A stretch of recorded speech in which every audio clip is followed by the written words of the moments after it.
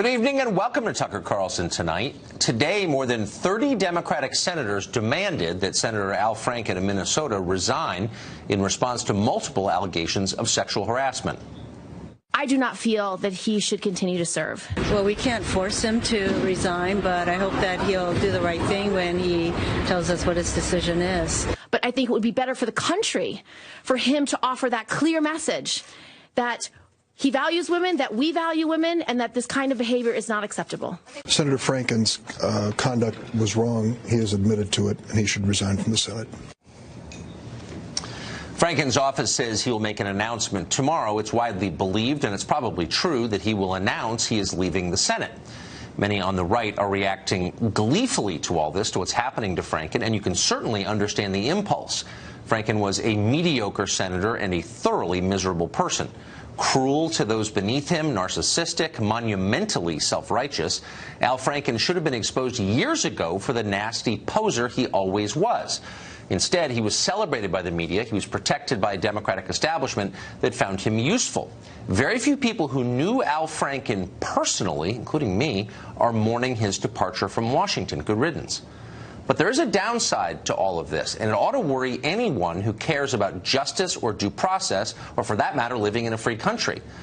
Today's calls for Franken's resignation were sparked by a new accusation that he tried to kiss a woman against her will 11 years ago after a radio interview. It certainly sounds plausible. On the other hand, the allegation is unproven. Worse, it's anonymous, and that means that Franken can't really answer it. None of this would pass muster in a court of law, but in a trial by social media, and that's what we're seeing, it's enough to destroy a reputation, a career, a life.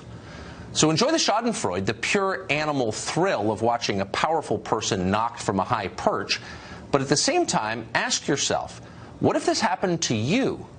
Imagine being accused by someone whose name you didn't know of something that supposedly happened more than a decade ago. How would you respond? How could you respond? What if you were innocent, by the way? And what if nobody cared? Our entire justice system was designed to prevent moments like this. The Sixth Amendment guarantees the right to face your accuser, just as Roman law did 2,000 years ago. There's a reason for that. There can be no justice without transparency. Democrats have abandoned that ancient right, attacking any who assert it, because they sense political gain in doing so. Losing Franken right now costs them nothing. Another, likely more liberal Democrat will be appointed to take his place. And a vote to expel Roy Moore from the Senate next year will be a lot easier to hold if Democrats don't have to account for Al Franken. This isn't principle. In fact, it's the most cynical kind of politics. And if you don't believe it, look no further than New York Senator Kirsten Gillibrand, who was the first to demand Franken's resignation today. On the subject of harassment, Gillibrand is an opportunist and a phony, and so are many around her. When it was convenient for Gillibrand to give cover to a sexual abuser, she did it enthusiastically. Unlike Al Franken, former President Bill Clinton has been credibly accused of rape, forcible rape. Gillibrand didn't care. In 2013, she tweeted, quote, "Happy birthday, President Bill Clinton, exclamation point. Thank you for your friendship and support, as well as your incredible leadership, another exclamation point." In April of last year, Gillibrand said she was, quote, honored to campaign alongside Bill Clinton in New York. At the Democratic National Convention, she even posted a picture of Clinton with his arm around her. Now she calls the former president a sexual predator. She says he should have resigned 20 years ago. But we haven't learned anything new about Bill Clinton. Nothing has changed except for Gillibrand's own political calculations. She is a fraud, as are many of her colleagues who came out against Franken today. They all covered for Bill Clinton, too. It'll be interesting to know how the Democrats making windy statements about the horrors of sexism treat actual women back in their actual offices. If any staff are watching tonight, any Hill staff, reach out and let us know. Sexual harassment is not the only kind of abuse that staffers put up with on Capitol Hill. Just because you're female and claim to be a feminist doesn't mean you don't throw staplers at the women who work for you. That kind of thing happens regularly, as everyone who lives here knows. Let's stop pretending. And above all, stop the nauseating hypocrisy and the self-righteousness. What goes around definitely comes around. Remember that. Christy Setzer is a Democratic strategist, president of New Heights Communications, and she joins us tonight. Christy, thanks for coming on. Thanks for having me. Last thing I want to do is put myself in a position to appear to defend Al Franken, whom I know well and have never cared for. Don't think he was a good senator. Think he's kind of creepy. This is all plausible as far as I'm concerned. But I'm very struck by a couple of things, and one is the pivot that the entire Democratic conference in the Senate seems to have made. A year and a half ago, they were defending Hillary Clinton, who everyone knows attacked the women who accused her husband of sexual harassment and assault. She attacked them, belittled them. And they were defending her. And today they're saying, on the basis of anonymous accusations, that they can't even bear to serve with Al Franken. Where were they a year and a half ago? Okay, so there's a couple things wrong with that statement. First, I think we can all agree that we'd be better off if the women were in charge. Really? Because I see a lot of women who are covering for sexual harassment here. And so I don't think that's necessarily true at all. It depends on the woman. Yeah, so I think, okay, so here's what is wrong with that statement. One is that we are, again, in a different moment from when even Senator Gillibrand had not yet come out against Senator Franken, and today when she has. We were talking about one accusation, and now we're talking about 6, 7, 8, and they're not actually anonymous accusations. These women have really put themselves out there at, the potential for great personal cost. Look, again, there's no way you're going to put me in the position to defend Franken on anything. The fact is, I think the majority are anonymous. I'm sure they're all true. Most accusations are true. My only point is they're not all true, and that's why we have due process and we have justice system, and we don't. They're almost all true. I mean, the rate of false accusation for sexual harassment, sexual misconduct is unknowable. So we're not going to pretend we know that. No, it's considered to be about 2%. I don't. You can't know that. And as someone who was falsely accused of a crime, I can say it happens. I don't think it's very common, but it happens. The point is we have a justice system for a reason, which is not everyone tells the truth all the time, as we all know. But you're dodging my central point, which is Bill Clinton was accused far more credibly than Al Franken has been, and of much graver crimes, including forcible rape by Juanita Broaddrick. And I guess my point is really simple. Until Juanita Broaddrick is invited on CNN and treated respectfully in an interview, which she never has been that I know of, I can't take this seriously. That's interesting. Because, for one thing, I believe, and we've actually talked about it on this program, there has been a bit of a reckoning within the Democratic Party to say, if we were in this moment now that we were, if we had this moment 25 years ago that we're having now, we actually probably would see some of Bill Clinton's misdeeds a lot differently. I think that's right. I think that's true.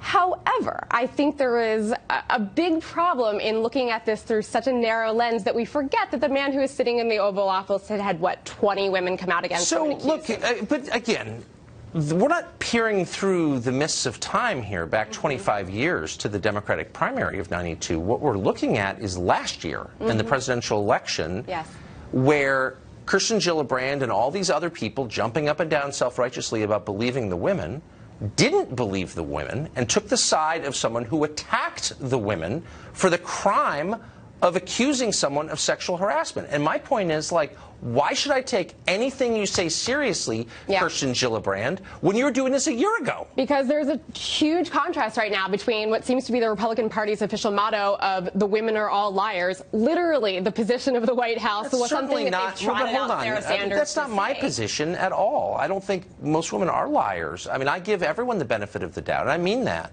I'm just saying, specifically in the case of the United States Senator from New York who took Hillary Clinton's seat and campaigned for her a year ago.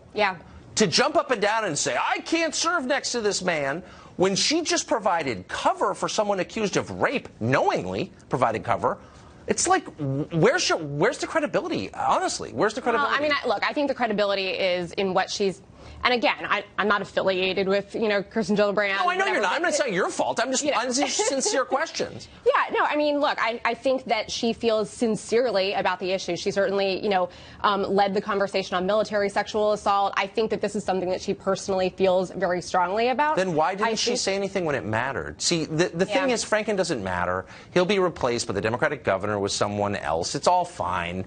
But it mattered last year when a woman who attacked self-described victims was running for president, and everyone gave her cover. Because Hillary Clinton didn't do anything. Yes, she did. No, I'm sorry. She attacked Monica Lewinsky as a crazed stalker. I was there. The White House called me when that happened. I was a reporter covering it. Yeah, but you don't think that she was acting as a wife who was angry at her husband and so do wives get a pass? If your husband's accused of rape, it's okay to attack the woman who accuses him? No, but I think that you see it very differently than you would as that she's got some machine behind her that's, out to attack the women. I don't think well, first of all, there was a machine attacking the women and destroyed many of their lives, including Monica Lewinsky's life. She didn't do anything wrong, and Juanita Broaddrick's life. But let me just end on this. Yeah. If this is a sincere turnabout, a change of position, a change of heart, then why aren't we seeing Juanita Broaddrick on CNN right now or MSNBC being interviewed respectfully? Because Juanita Broaddrick has nothing to do with the current political moment. She has no relevance to the news right now. You know who does? Oh, really? Because she was accused of, she accused someone of, and that's being Donald completely, Trump. that's being covered. But poor Juanita Broaddrick had her life destroyed for the crime of getting in the way of a Democratic politician. I think it's time to atone, don't you? I'm sorry. I think that, yes, we can and have had that conversation. Michelle Goldberg wrote about it. At the same time, Bill Clinton, Hillary Clinton, they're not running for anything right now. Well, you know, Roy I don't Moore know. is. It matters when you destroy people, I think. So I think Call me that, crazy. you know, when the president's ready to resign. Christy, thank you. Thank you, Tucker. Julie Alvin is Senior Digital Lifestyle Director at Time, and she joins us tonight. Julie, thanks for coming on. Sure. Thanks for having me. So I just said a minute ago that it's what I really think. I think it's what most people think, that most people accused of misdeeds are probably guilty of the misdeed or some version of it. You know, I don't think most people are innocent who are accused. But I keep thinking of Al Franken, putting myself in that position. I don't like Al Franken. I don't agree with his politics. I'll be glad when he leaves D.C. But put yourself in his position. If somebody said, Julie, someone whose name I'm not going to tell you has accused you of something, of a misdeed 11 years ago, wouldn't you say, kind of hard to respond unless I know who the person is? There is a kind of unfairness about that, and I think we should be honest enough to admit it. You could focus on that unfairness, but you could also focus on the fact that this is not one isolated incident of one accusation against Al Franken. This is one of many, many of which there's photographic evidence. There are people who are on the record. There is corroboration from various sources. So, you know, if this were one sort of random person who we had no reason to believe based on other circumstances, then I might be more upset about this as Al Franken, but this is a point. Actually, let me just agree with you. It does seem like a pattern, absolutely. But the reason I'm bringing it up now in light of the Al Franken story is because we have seen other examples where random people with no pattern at all have been accused of felonies anonymously. I'm thinking of the Duke rape case, for example, or the UVA rape case that Rolling Stone wrote about. Both of them were lies. And in both cases, the person who made the accusation was granted anonymity by the media. And that anonymity allowed the lie to persist and crushed people and wrecked their lives. And my question is, why should the media go along with this? Why should we prejudge, in effect, criminal charges by granting one side anonymity and naming the other? Well, I think that this is really incumbent on the journalists here to be extremely careful in their vetting processes. And obviously, the UVA story in Rolling Stone was a huge example of an anonymous source gone awry, but it really is on the journalists to do extensive vetting, to corroborate, to fact check, and those were failures. I'm not saying that this is a totally perfect process and that anonymous sources never go wrong or never, you know, exaggerating or not telling the truth, but I think that the instances where they are telling the truth are those instances that allow things like this Me Too movement, this reckoning of us learning about the rampant sexual harassment happening in Washington and in Hollywood and in journalism. And, you know, those are cases propelled by anonymous sources, much like cases like Watergate or the Pentagon Papers were propelled by anonymous sources. Again, let me half agree with you, because I think you're making a smart point. There are plenty of times where you see justice done with the help of anonymous sources. That's real, and I've seen it.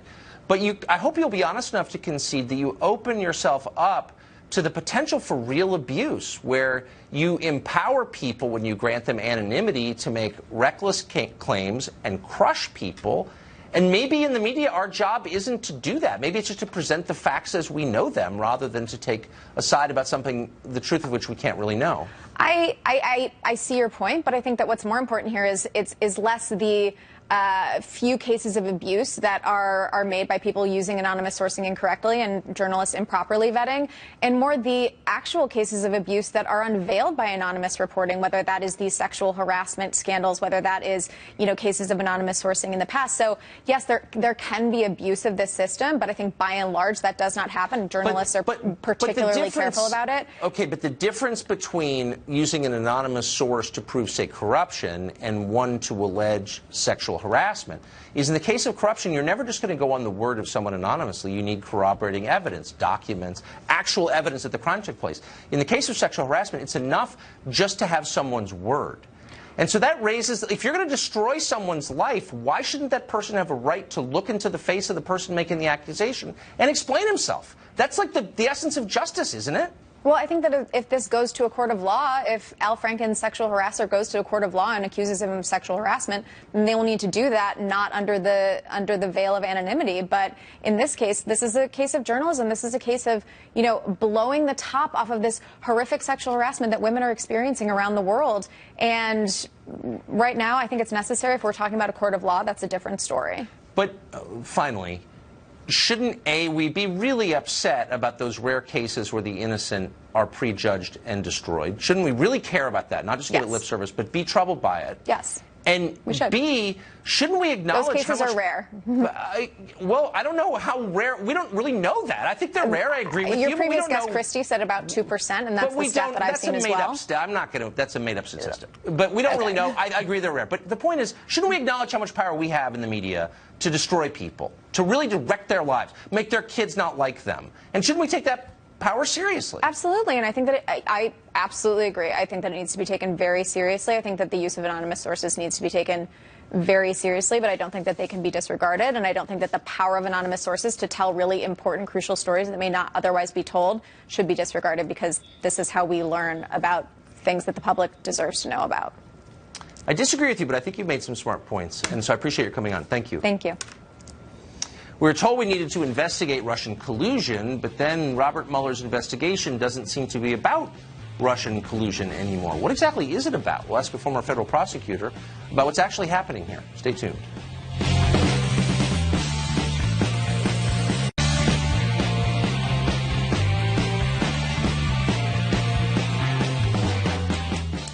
Former National Security Advisor Mike Flynn pleaded guilty last week to the charge of lying to federal investigators. In his account of the crime, Special Counsel Robert Mueller described how Flynn had reached out to Russian officials during the presidential transition period, apparently for the first time. In other words, Trump's staff began talking to the Russians after the 2016 election. But wait, doesn't that pretty much invalidate those claims, the one you've heard for more than a year, of collusion with the Russians? It appears that way. So if this investigation is no longer about Russian collusion, what exactly is it about? Andrew McCarthy is a former federal prosecutor and a contributing editor to National Review. He's thought a lot about that question and written about it, and he joins us tonight. Andrew McCarthy, thanks for coming on. Tucker, thanks for having me.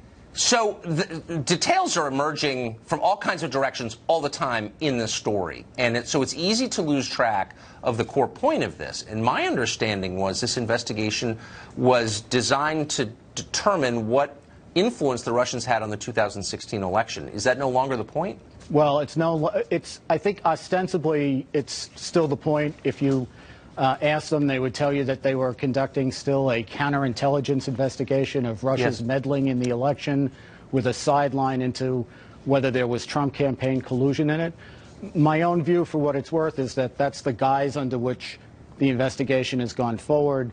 Really, what a lot of people on the Democratic side wanted to do was assign a prosecutor to the Trump administration. This was a pretty good reason to do it. But where I think they're headed is an obstruction of justice investigation, and collusion's pretty much gone by the boards, at least as something that's potentially actionable in the way it charges. So the charges would stem from behavior conducted during the investigation itself? Correct. A process crime, just like the two pleas to the two guys who pled to lying to the FBI agents. Right. That's a way of obstructing the investigation. I think the ultimate target is Trump, and their theory is that he knew that there was this investigation into his campaign that potentially would be compromising with Russia. I should say here that this isn't my theory. This is what I think their theory is. Yes. That Flynn had this contact with the Russian ambassador, that Trump leaned on Comey to go easy on Flynn or to drop the investigation on Flynn because Trump was worried that it would bounce back at him, and that when Comey didn't do that, ultimately Trump fired Comey as part of the obstruction. I think it's got a lot of holes in it, but I think that's where they're going. So I guess what bothers me about it, and I'm obviously not in favor of lying to anyone ever, but it doesn't sound like in the end we're going to see the kind of core crimes exposed. It doesn't seem like this has anything to do with what we're told it was about. And it also seems like to some extent if you threw an investigation like this at anybody, you might be able to, and I'm not defending the behavior, the dumb behavior of some of the Trump people, really dumb behavior. On the other hand, this could be done to anybody, actually, if you wanted to do it to somebody. Am I overstating? No, you're right. This is why I was so upset at the beginning, Tucker, that they carried this as a counterintelligence investigation, because counterintelligence is just an information gathering exercise. The regs, when you appoint a special counsel, say you're supposed to describe the offenses that require a criminal investigation and that the Justice Department is, for some reason, recused from. And the importance of that is that a criminal investigation has a beginning and an end. It's got concrete elements that you know you have to prove the transaction that's being investigated, whereas counterintelligence can go on forever. And in some sense, because it's about threats to the United States, it probably should go on forever. Right, that's right. So if you're going to attach a prosecutor to someone and you're not even giving them notice of what it is that's being investigated, it really becomes almost like a general warrant under the Fourth Amendment that is the reason we have the Fourth Amendment. So, I mean, if we come away from this, whatever happens, with half the country believing this was, in effect, a coup staged by the permanent class, the ruling class, against a president they didn't pick, if people really believe that, that's a disaster. And shouldn't the Justice Department be doing everything it can to make sure that people don't think that they think this is legitimate? Well, I think we have to let it play out, Tucker, before we make a judgment about what people will think about it. Because for all the heavy breathing that's going on now, there's been 3 sets of charges. One indictment that doesn't have anything to do with the 2016 election or President Trump. Right. And 2 process crimes that also don't have anything really to do with the election or Trump.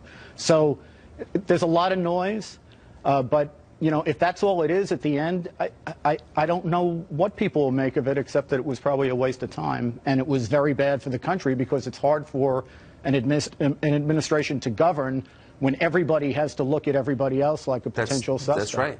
And that's the problem. Administrations come and go. You just don't want it to hurt the country. That's the danger. You want good people to be willing to serve. You don't want them to think a week into the job they have to lawyer up. Yeah. I'm beginning to think that. Andrew McCarthy, thank you. That was really interesting. I appreciate it. Thanks, Tucker.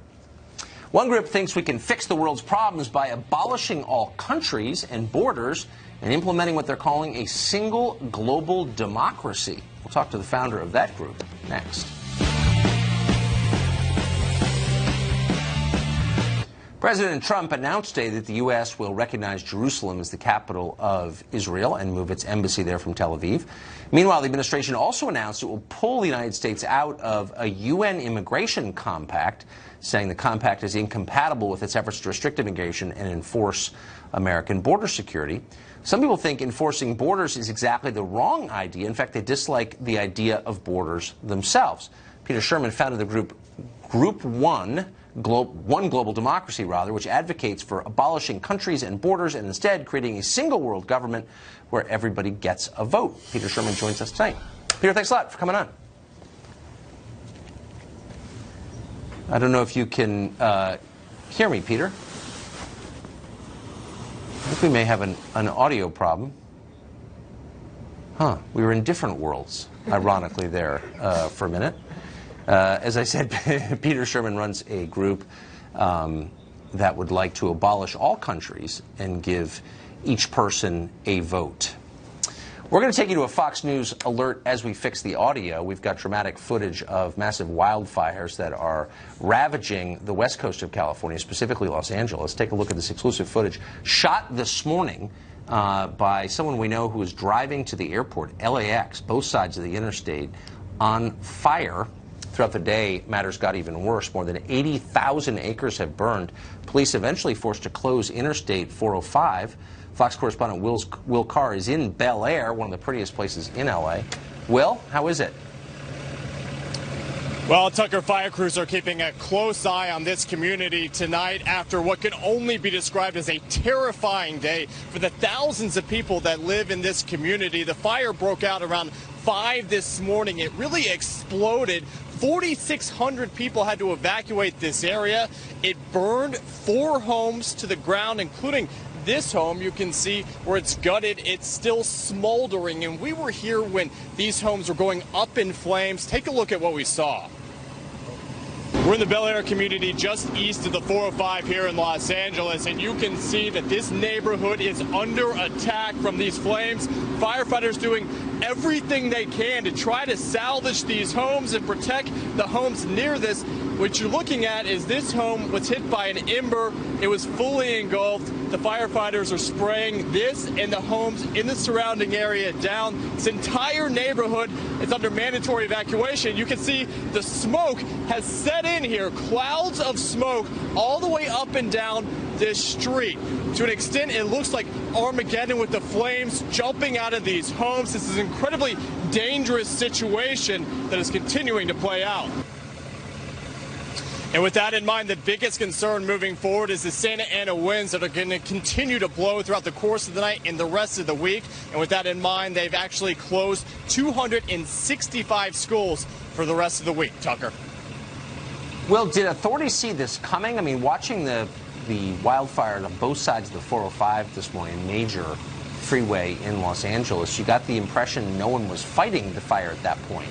Was anyone? Yeah.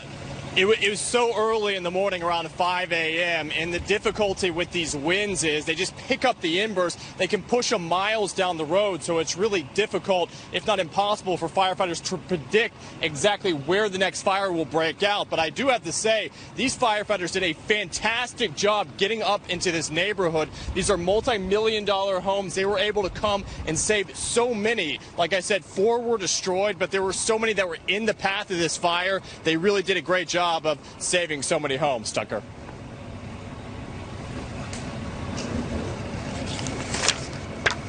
Well, thank you very much. Good luck out there. You bet.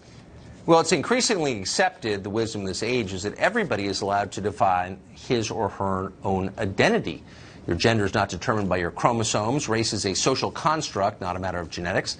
Jadu is simply taking that wisdom to its logical conclusion. Born a white male named Adam Wheeler, Jadu now identifies as a Filipina woman and joins us tonight. Jadu, thanks for coming on. Oh, thanks for having me, Tuck. So I'm not here to mock you, but just to ask you sincere questions. Among them, what does your mom think of this?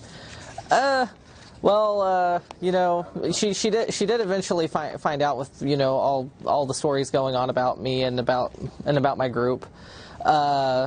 Yeah, she's kind of still trying to come to the realization that I'm not exactly joking. So you're not joking that you went from being a white man to a Filipino woman. Well, I mean. Sorry, I'm sorry for. So what did she say? Did she accept that? Well, she saw one of the stories that went on about me, and you know, she came in the door, you know, like hysterically laughing, and I didn't know what was going on. I came downstairs, and she's holding a phone with a video that was made about me on YouTube. And she was just, you know, cackling, saying, "This is the best thing ever." And you know, I can reflect on myself in the third person, and I can see why it's silly, and it is silly. It sounds like she doesn't take it that seriously. Yeah, and I tried, so do you take it seriously? I guess the reason I want to talk to you was, I've always wondered if we are telling kids, or if adults are agreeing that you can change your sex, why not change your race? Why would that be not allowed? Why would we consider that impossible? Exactly. When did that occur to you that you wanted to do that? Well, in short, you know, the Filipino culture just kind of resonated with me, and you know, again, I can see I can look at myself in the third person, and you know, I understand it's silly, and you know, identity issues are issues. You know, it's a very small part of myself, as well as my transsexuality.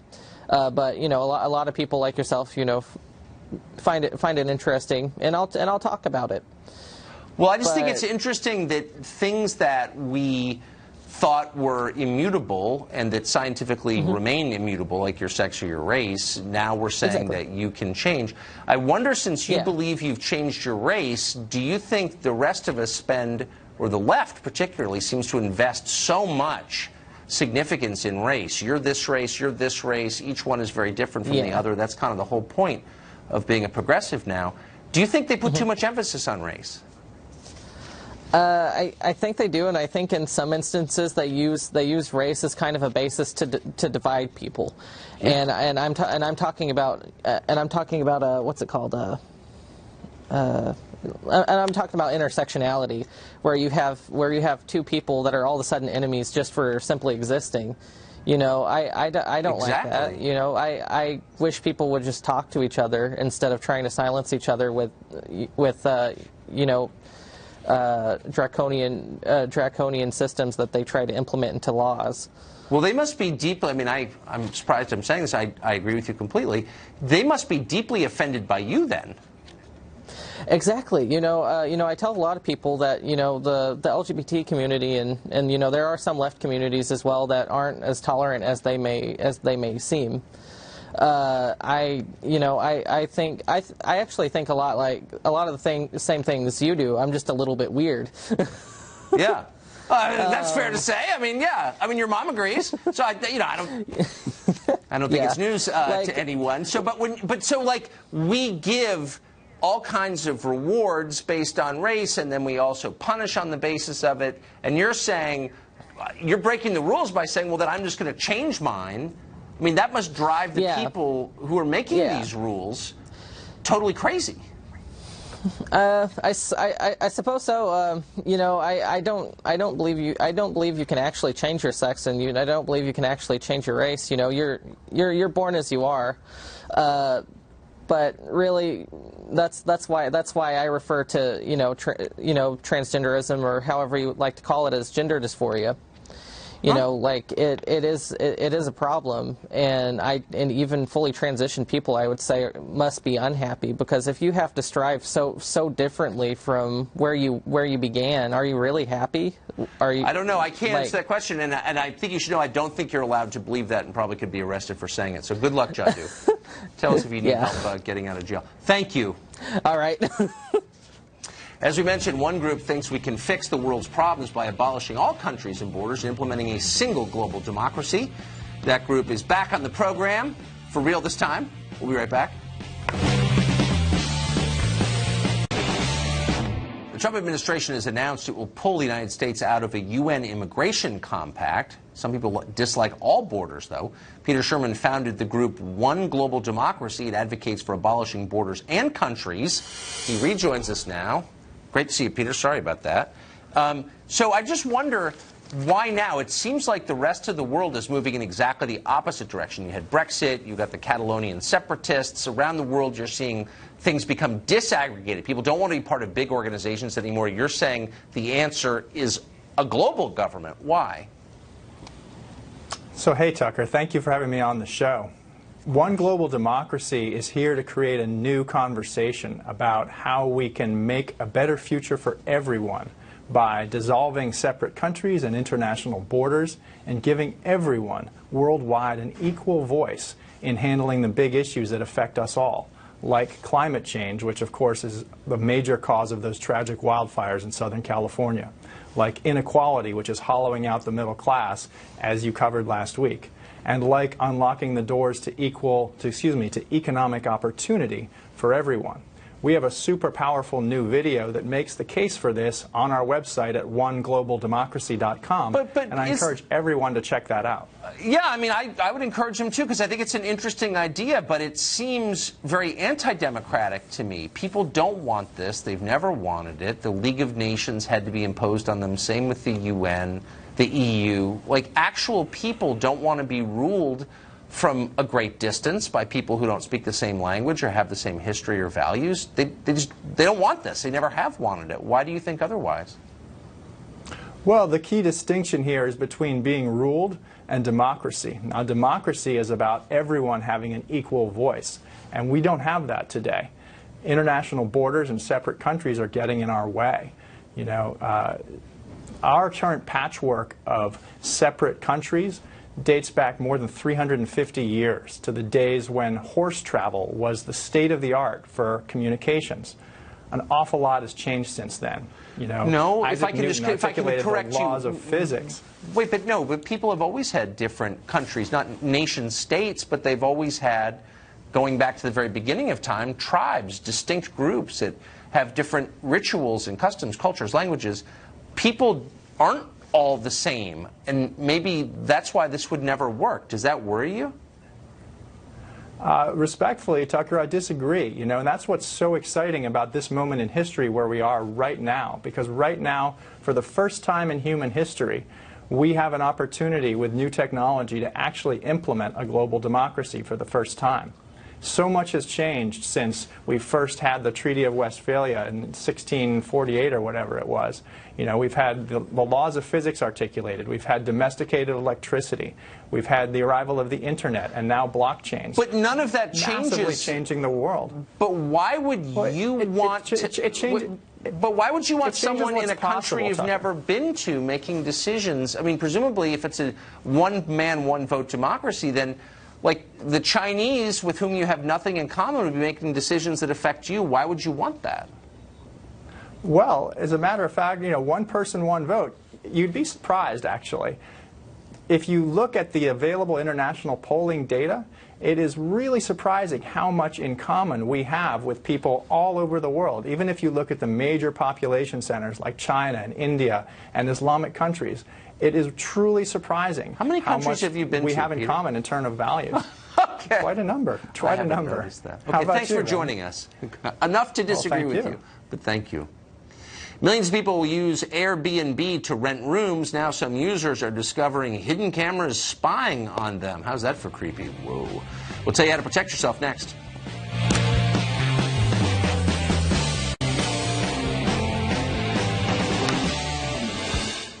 Several Airbnb users have made horrifying discoveries recently. Cameras hidden inside the bedrooms of their rentals. Pretty disturbing. How do you know if your rental room has a hidden camera, and what do you do if you find one? Lance Yonoff is editor-at-large at Mashable. Whitney Bone is a criminal defense attorney. They join us tonight. So, Lance, how do you know, do you really want to know, if there's a hidden camera in your Airbnb? Yeah, you want to know. So you got to take a good look around. Look at screw heads. Honestly, they put cameras inside of that. Screw heads? Yeah, no exaggeration. If you see a black dot somewhere, take a closer look. Look at your alarm clock. And by the way, if an alarm clock is sitting next to your bed, maybe throw a towel over it because you have your phone anyway. You can use that. Check if there is a motion detector pointed directly at your bed. Why would it be pointed there? So take a look at that. Also, the smoke alarm that's right over your bed, which is supposed to protect you, should. But if you see a black dot, take a closer look. Maybe even open it up. Don't break it. And if it looks weird, you might want to call someone. And the last thing you might want to do is look for hidden cameras. And you can do this with something called Fing app. It looks for the IP address for cameras around there. There'll usually be a camera outside the Airbnb. But if you've got a bunch of IP addresses, you might want to take another look. Lastly, unplug the router there. You'll live without Netflix, but you'll be safe. That is so creepy. So, Whitney, if you find that there is a camera in the smoke alarm over your bed, what's your recourse? Bust up the smoke alarm, but I would say definitely let Airbnb know immediately. And honestly, I would call the cops. I mean, this is an issue of peeping Toms. I mean, your right to privacy in the bedroom and in the bathroom is absolute. It's against Airbnb's policy for homeowners and hosts to have cameras in the bathrooms or the bedrooms for any reason whatsoever. Most states it's illegal, you know, so there's no legitimate purpose for that to be happening. Not only is it in violation of that policy, but it's a violation of your right to privacy, and it's creepy. Well, that's for sure. So, but Lance, is it avoidable? I mean, if you're staying in somebody else's house, someone you've never met, you hooked up over the internet, I mean, I guess why should we be surprised that there might be a camera over the bed? Well, hopefully, look, Airbnb is in hundreds of countries and thousands of locales around the world. Most of these people are good, and you can read the online reviews and get feedback and find out about these people. And the point is, they really want to make the money from people staying there. There are some creeps out there, and by the way, you're not going to pull it out and find a cable that leads back to the room where they're watching you. It doesn't work that way. You'll find an SD card where they're storing the stuff so they can pick it up later. Whitney, how do you keep it very quickly from winding up on the internet, footage of you in someone else's Airbnb? Well, I don't know if you can keep it from winding up on the internet, but certainly if you catch on to this quickly, you have certain recourses in terms of contacting Airbnb, pursuing litigation with them if necessary to have them try to fight it, and certainly pursuing it with the police. Like I said, if all else is in doubt, go to an attorney too, and they can help you take the right recourses in terms of These were not issues when I was a kid. Lance, Whitney, thank you for that. I appreciate it. What a story. Show continues next.